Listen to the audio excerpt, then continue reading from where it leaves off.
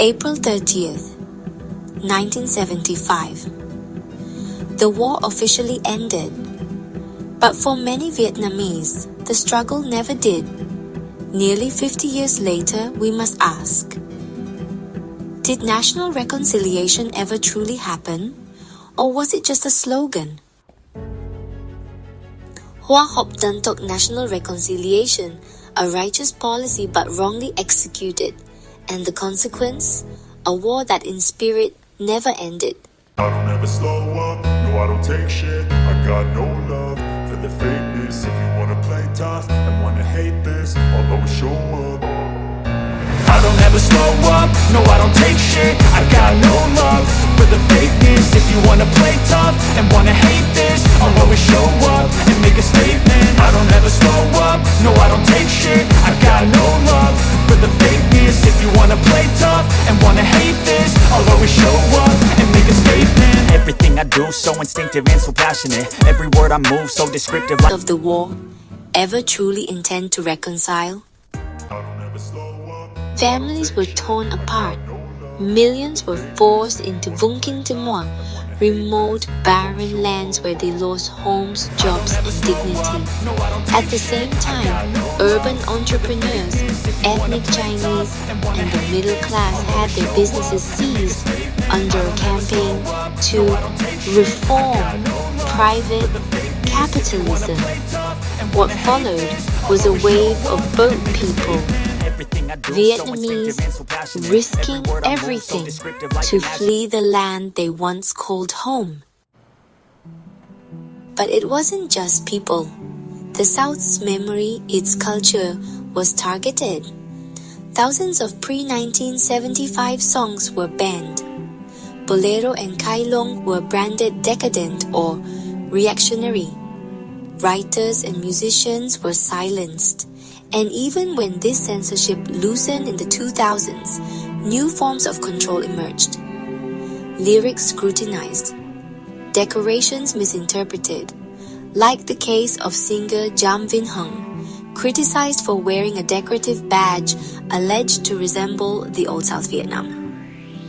Meanwhile, companies like BH Media monopolized copyrights to classic Southern songs, stripping away control from their original creators and communities. And while Southern audiences remain vast, most official titles like People's Artist or Meritorious Artist are awarded to those from the North. The imbalance is clear. The erasure is ongoing. In 2019, the world watched in horror as 39 Vietnamese died in a refrigerated truck in England. They weren't former soldiers or dissidents. They were just young people, desperate for a future. Their deaths were not about war. They were about poverty, inequality, and hopelessness. To this day, there has never been a formal apology, no restitution for unjust imprisonments, no public recognition of cultural censorship or discrimination based on political lineage. A nation cannot reconcile without truth. You cannot call it unity when half the country's memory has been erased from textbooks, media, and public space. Hoa Hop is not silence, not selective forgiveness. It is not about inviting successful overseas Vietnamese to invest while silencing domestic dissent. True reconciliation means owning up to history, apologizing, embracing plurality. It means giving the South a voice again, restoring erased memories, honoring excluded voices.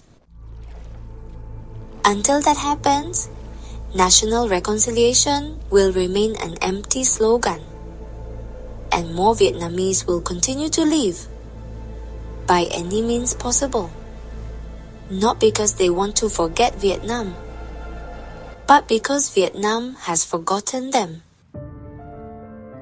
in memory of those who left, those who stayed, and those who still wait for justice.